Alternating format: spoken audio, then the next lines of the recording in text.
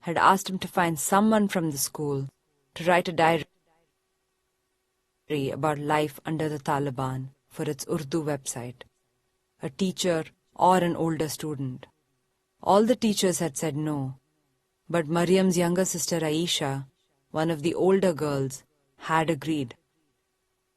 The next day, we had a visitor, Aisha's father. He would not allow his daughter to tell her story. "It's too risky," he said. My father didn't argue with him. The Taliban were cruel, but even they wouldn't hurt a child, he wanted to say.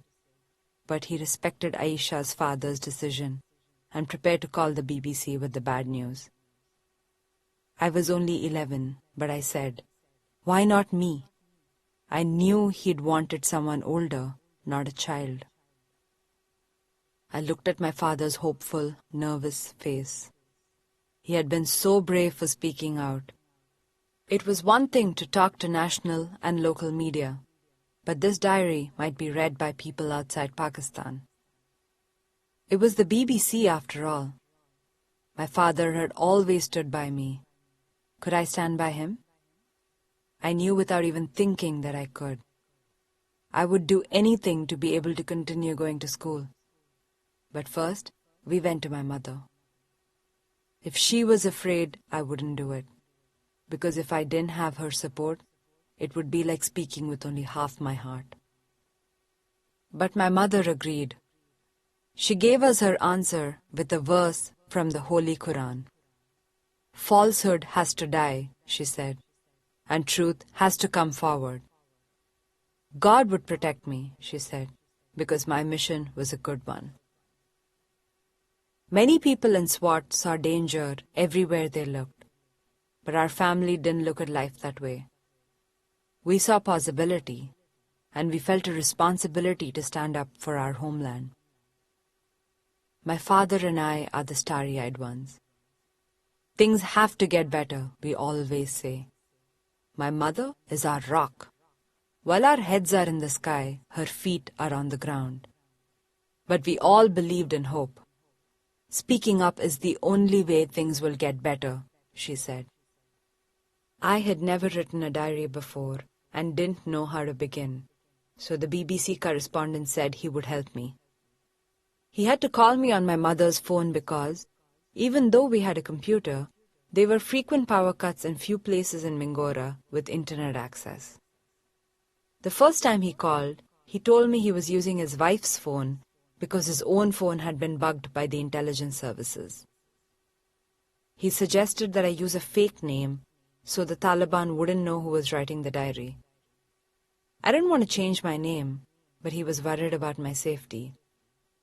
That is why he chose a pseudonym for me. Gul Makai, which means cornflower, and is the name of a heroine in a Pashtun folk story.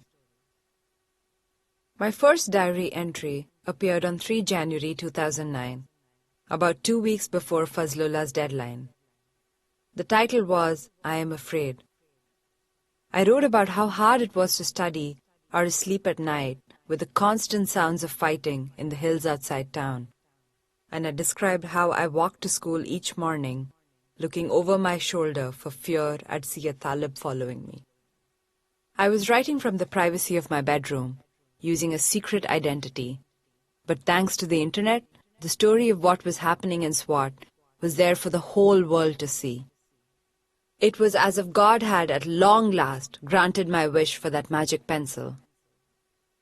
In my next entry, I wrote about how school was the center of my life, and about how proud I was to walk the streets of Mingora in my school uniform. As exciting as it was to be Gul Makai, it was hard not to tell anyone, especially at school. The diary of this anonymous Pakistani schoolgirl was all anyone talked about. One girl even printed it out and showed it to my father. "It's very good," he said with a knowing smile. With the threat of school closing quickly becoming a reality, I appreciated going even more.